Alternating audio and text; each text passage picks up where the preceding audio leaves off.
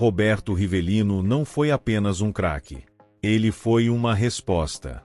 Uma resposta elegante, forte e silenciosa a um país que precisava voltar a sorrir depois de derrotas dolorosas. Antes mesmo de ser ídolo, Rivelino foi um menino criado em São Paulo, filho de imigrantes italianos, que cresceu em meio a dificuldades financeiras e aprendeu desde cedo que o futebol não era só diversão. Era uma chance real de mudar o destino da família.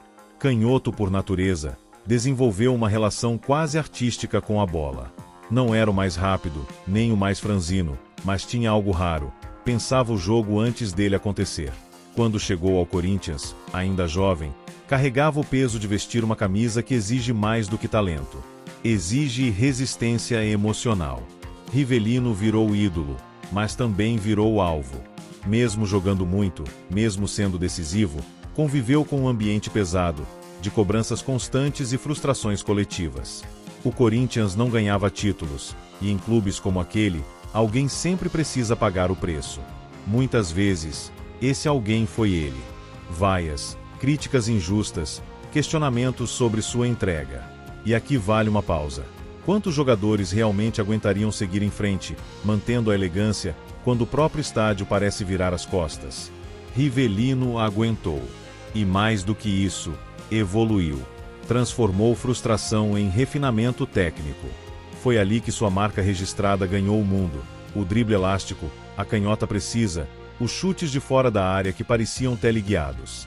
Ele não jogava apenas para vencer, jogava para convencer. Quem viu, sabe. Quem não viu, talvez nunca entenda completamente.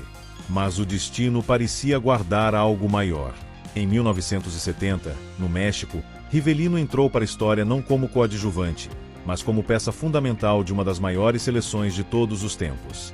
Pelé, Tostão, Jairzinho, Gerson e Rivelino. O camisa 11 que equilibrava força, técnica e inteligência. Seus gols, passes e presença em campo ajudaram o Brasil a se reencontrar com o futebol arte.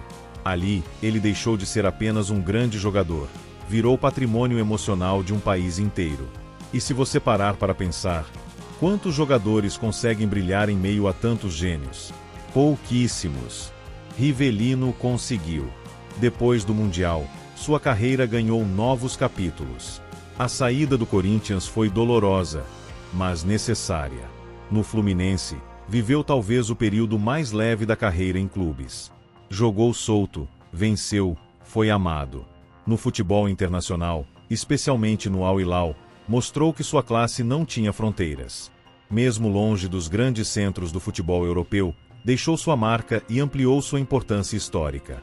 Fora de campo, Rivelino sempre foi um homem reservado. Diferente de muitos ídolos, nunca buscou polêmicas, holofotes excessivos ou escândalos. Mas isso não significa que sua trajetória tenha sido simples. Conviveu com dores físicas, pressão psicológica e com o desafio silencioso de envelhecer em um esporte que rapidamente esquece seus heróis. Ainda assim, manteve algo raro: dignidade. Talvez por isso sua imagem desperte tanto respeito. Rivelino representa um tipo de craque que parece não existir mais.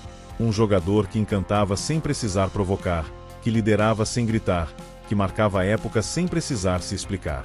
E aqui entra outro ponto importante. Se você viveu aquela época, provavelmente sente saudade. Se não viveu, talvez esteja conhecendo agora um futebol que era mais lento, mais poético e, para muitos, mais verdadeiro. Histórias como a de Rivelino ajudam a entender por que o futebol não é apenas um jogo. Ele é memória, identidade, emoção. Se em algum momento dessa história você lembrou de alguém, de um jogo antigo, de um domingo em família, isso não é coincidência. É o poder que certos jogadores têm de atravessar gerações. E fica a reflexão: será que o futebol de hoje ainda permite que surjam ídolos assim, ou Rivelino foi fruto de um tempo que não volta mais?